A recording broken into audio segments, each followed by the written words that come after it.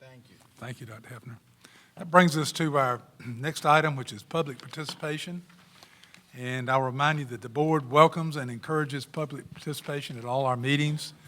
We ask that you adhere to the procedures and decorum provided in Board Policy BEDH, public participation at meetings. Your comments will be limited to 3 minutes. Dr. Harris will let you know as your time is expiring. Any questions asked during public participation and placed in writing will receive a written response in a timely manner. So with that, I will welcome Ms. Jean Taylor to the microphone. Ms. Taylor.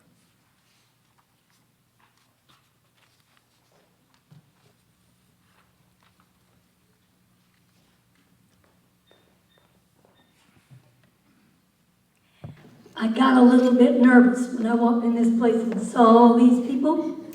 I thought, I didn't write a thing. This is coming straight from here. So, Dr. Hefner, I just want to ask you a question. Was your report related to the neutral gender restroom issue? Yes. Okay. That is why I'm here.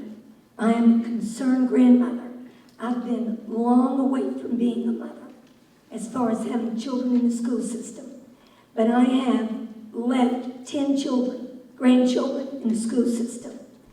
And I worry every day about what goes on in the schools with the influx of drugs and everything that's going on.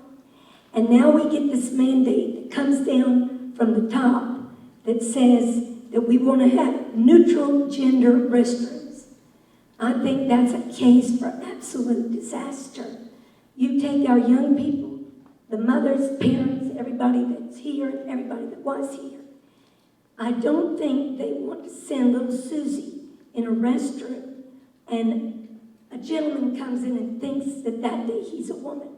And you've got trouble on your hands right there. I am concerned. I sent an email to 4 people on the school board about this issue, but I never did get not one response back. So I didn't know what their feelings were about this.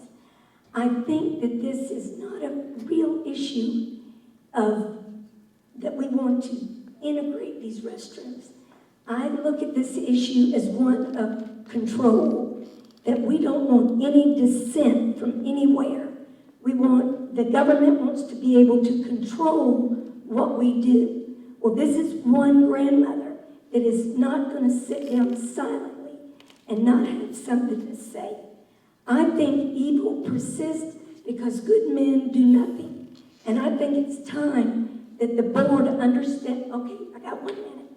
I know that all this is tied to money that comes into the school, but there's something much more than money, much more than we get the finances we need for the school. We need to protect our little children, and they need to be safe. Girls don't need to be going into locker rooms with men, with boys, with any of that.